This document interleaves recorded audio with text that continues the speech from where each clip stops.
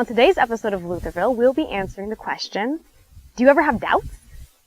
Hey kids, my name is Eric Muss-Barnes. And I'm Victoria Vertuga. And welcome to the latest episode of Luthorville. Do I ever have any doubts whether or not I'm going to pull this off? Well, yes. I would hope so. You're crazy, but you're not that crazy, right? Absolutely. I mean, I think it's very important, though, to distinguish between the idea of confidence and doubts. Having confidence doesn't mean that you don't have any doubts. Right. Everybody has doubts. Exactly. Yeah. It just means that you're going to overcome those doubts. And in that way, yes, I feel very confident that I am going to achieve this and that I will eventually create Galatea Meridian. But I also have a heck of a lot of doubts that I'm going to pull it off. Maybe I won't. I don't know. Hopefully you will. Yeah, hopefully. Definitely. Definitely. Confidence. Definitely. Just don't know when. I'm thrilled and passionate and excited and optimistic about this project, but it still scares me to death. I mean, if I said that I was just happy and eager to make it all happen, I'd be lying. Yeah. I'm totally nervous and freaked out about it too. See, I mean, people often think the word courage means a lack of fear, but that's not true. Only an idiot never experiences fear. Courage and bravery are when you forge ahead despite being afraid. I'm 100% confident that I will build Galatea Meridian, but that doesn't mean I never have doubts. Plenty of things could go wrong. Heck, I could drop dead of a brain aneurysm in 5 minutes or get hit by a meteorite. Not likely, but it could happen. Now, despite those scenarios being rather fantastical, there are a ton of realistic doubts and reasons to not do this. Right, like what if you never find a job and you drain your entire savings account and end up homeless? The money you spent to buy this property could have kept a roof over your head for another 6 months or longer. So a person with your diverse experience and skills should be able to find a steady job soon, but I'm sure you still have doubts about, what if I don't? Yeah, and what if I do get a job and I actually build a house out here? I have to admit, living 2 hours from civilization in the desert is rather intimidating. Yes. In traffic, commuting 2 hours to a job might easily become 3 hours in both directions. Do I want to spend 6 hours on the road every day? You get to be like me, an actress, driving to auditions. I mean, you don't want to spend 6 hours on the road. No, I mean, that means I would have to get up at 5:30 in the morning to make it to a job at 9 a.m. If I get out of work at 6 p.m., I won't be home until 9 o'clock at night. Ugh. I mean, that would be a nightmare. It would be horrible. But on the bright side, there is a possibility I could work remotely. I mean, my career in computers and internet technology means I could technically do my work from anywhere in the world, including a home office. Absolutely, that's a great benefit to what you do. Right. And another thing to worry about, though, is the land itself, right? Right. Beer bottles, shotgun shells, old tires. Do you really want to live on a piece of property where trespassers are dumping their junk and firing off a few rounds of ammunition while they're drunk? Maybe they're good law-abiding citizens, but maybe they're homicidal maniacs. Right. On the bright side, most of the trash we've seen looks very old and rusted, so that's promising. Yeah. Even the shotgun shells. For all we know, maybe the drunken desert parties may not be happening every weekend, and a lot of the trash we've been spotting around the property could have been in the desert for decades. Yeah, that is true. But, another issue, what about accessing the property? I mean, the sand in the dirt roads is so deep, it takes 15 minutes to ride my motorcycle the 2 miles to the closest paved road. I have plans to fix that and maybe trying to plow the sand, but I mean, what if that idea fails? I do not want to give up my motorcycle, no way. But it's going to be hard to get to and from the property on a daily basis if I can't clear the roads. Definitely. And then there's the weather. Right. There are times when it actually snows in the Mojave Desert, believe it or not. So what happens if you're working in LA and you ride your motorcycle to work and it rains or snows in the mountains while you're at work? Desert roads can get completely flooded in rainstorms. Yeah. Sand drifts across the street, ice patches can freeze in the washes, and then you can't ride your motorcycle through sand, snow in the pitch dark, right? Yeah, You won't even be able to that's get true. home. Yeah. Not to mention the wind. As we can hear today, there are certain times of the year when the Santa Ana winds howl at 70 miles per hour through these canyons, making it extremely dangerous to leave or enter the desert.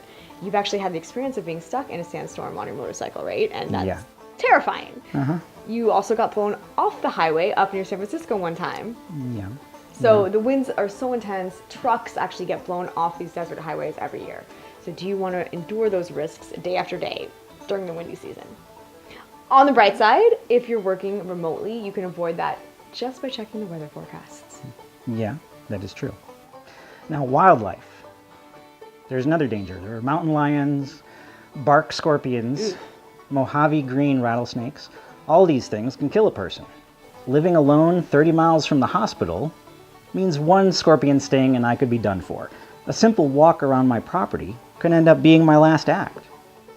If I get bitten by a rattlesnake, I'll have to get on my motorcycle and ride for 30 minutes without going unconscious just to get to an emergency room. Okay, that one gives me the willies. I wouldn't live out here just because of the rattlers and these bark scorpions. Ooh. Yeah, well, there actually was a pronghorn carcass on my land. I'm going to have to get all John Dunbar and clear out the dead animal bodies. A pronghorn carcass? Yeah. The bones are black, which can be caused by bacteria or grease, so it's hard to say how long it's been there. It looks like it was a pronghorn or maybe a young ewe. Probably got snatched by coyotes or something. A young me? No, a young ewe. Ah, you. E-W-E. Yes. A female sheep. That kind of ewe. Yeah. But I think it was a pronghorn. Those are like, they're like antelope. That's sad. So is bad dead animal mojo like the last thing on your possible bad outcome list? No, I don't think the dead animals are bad mojo. I mean, this desert has been here for tens of thousands of years. Good point. I'm sure animals have died and been born all over every inch of this landscape. Death is just a part of the glorious circle of life. Ends and beginnings, decay and renewal. All of it cycles through the sands of time and deserts. It's a nice way to look at it. Very Lion King. There is one more concern, though. I love skateboarding. I love the beach. I mean, that's half the reason I moved to California. I live within 20 minutes of the coastline and 5 amazing skate parks. Do I really want to move 2 hours away from them? On the bright side, how often have I ever gone to the beach on a workday? Never. I usually only go on the weekends, and I usually make a day of it anyway. Very true. And you could always go to the skate park right after work. No big deal. Right. Just bring your skate gear with you to the office. Extra 90 minutes of driving isn't ideal, but you're still living in the beautiful paradise of Southern California. So how could you possibly complain? You're right. I have no complaints. By all reason and logic, this is a bad idea. This is a terrible idea. And yet I can't shake the feeling that if I do not do this, I will regret it. Anytime I consider quitting, I get this awful sense of panic, like failing to make this dream a reality would be terrible. Every time I look at an alternate parcel of land, nothing quite inspires me the way this one does. Every time I try to wrap my head around the idea of a different house or an apartment, Galatea Meridian is all I can see. I want to stay in Southern California. I want to live in the desert. This is really the only place I can imagine living. Naturally, I mean, yes, I'm scared that I'm making a huge mistake. But you know what? I had the same fear when I moved to Los Angeles. I mean, Ohio was my home. I loved it there. I loved the deep green of the woods, the silent awe of the Great Lakes. I loved feeling so connected to a neighborhood I knew since childhood. I mean, I wasn't excited or happy to leave Cleveland. I was terrified. I moved to California with nowhere to live and no job. And even after I found an apartment and got settled in, I had terrible luck making friends. Dating girls was a disaster. It took me months to become employed. And yet, despite my fears and hardships, I knew Hollywood was home. There was no going back. This is where I belong. So yeah, I do have doubts from time to time. Nevertheless, I always forge ahead. I've spent my whole life surrounded by people who doubt me, who give up on me, who never give me a chance in the first place. But life is a party that I've crashed, and I'm loving every minute that I'm here, even if I spend the whole night sitting on the patio alone. Well, you know what they say. The oldest souls are the ones who are the most alone. So if you're going to be the cutting edge, you're going to bleed. Luthorville is an educational series inspiring kids and adults to become excited about innovations in science and technology by documenting the design and construction of a Mojave Desert homestead called Galatea Meridian.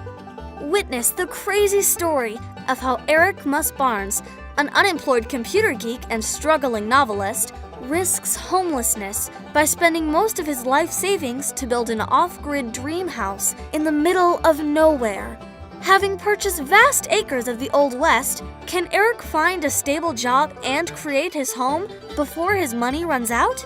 Take a journey where fortitude and a pioneering spirit continue to forge the American dream on the romantic landscape of the American frontier. Thanks for watching the latest episode of Luthorville. Be sure to share this with your friends and family. And remember, if your ambitions don't scare you, They aren't big enough. You left your heart in paradise, you left it all to roll the dice with me. And I will shake away the cloudy skies with a California lullaby. And when you're frozen with desire, we'll put our toes up to the fire, and I will sing your cares away.